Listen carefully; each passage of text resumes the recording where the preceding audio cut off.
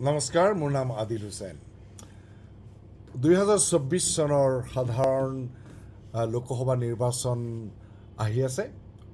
মে' মাহত হ'ব আৰু কেইবাটাও দিনত এই নিৰ্বাচনৰ দিন ধাৰ্য কৰা হৈছে।